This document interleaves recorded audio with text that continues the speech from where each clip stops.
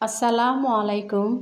দেশ ও দেশের বাইরে থেকে যারা আমার ভিডিওটি দেখছেন সবাইকে জানাই আন্তরিক শুভেচ্ছা ও অভিনন্দন।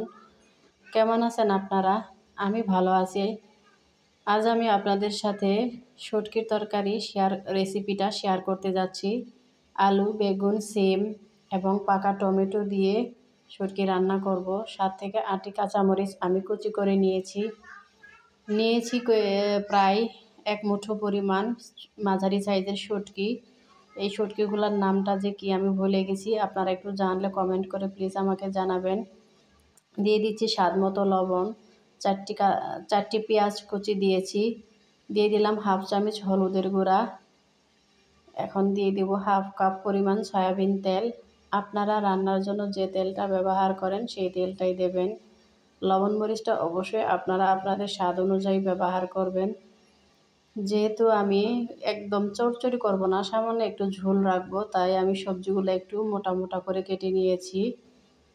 চড়চড়ি রান্না করলে আলু এবং সবজিগুলোকে একদম চিকন করে কেটে নিতে হয়। আমি সবগুলো সবজি খুব ভালোভাবে মেখে নেব। প্রায় 1 মিনিট সময় ধরে আমি সবজিগুলোকে খুব ভালোভাবে মেখে নিচ্ছি। মাখতে মাখতে খুব সুন্দর একটা স্মেল বা ঘ্রাণ বের হবে। রেসিপি বা তরকারি মাখানোর মধ্যেও স্বাদটা অনেক পরিমাণে বেড়ে যায়। একটু সময় নিয়ে তরকারি বা রেসিপি মাখলে সেই রেসিপি বা তরকারিটা খেতে খুবই সুস্বাদু লাগে। ভিউয়ার্স, যারা আমার ভিডিওটি দেখছেন প্লিজ দয়া করে লাইক দিয়ে ভিডিওটি দেখা শুরু করুন, এবং যারা আমার চ্যানেলটি এখনও সাবস্ক্রাইব করেননি প্লিজ চ্যানেলটি সাবস্ক্রাইব করবেন। ভিউয়ার্স, এই পর্যায়ে দিয়ে দিচ্ছি আমি 1 গ্লাস পরিমাণ পানি।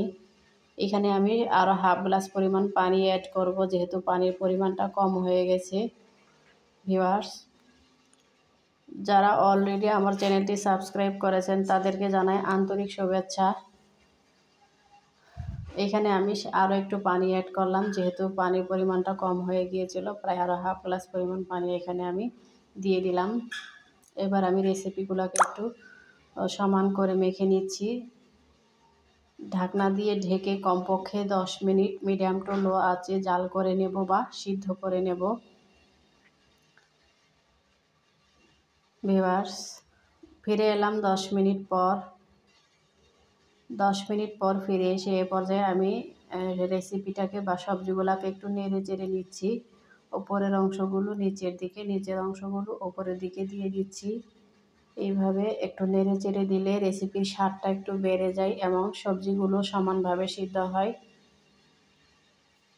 এই পর্যায়ে ঢাকনা দিয়ে ঢেকে আমি আরও 5 মিনিট মিডিয়াম টু লো আঁচে সিদ্ধ করে নেব বা জাল করে নেব।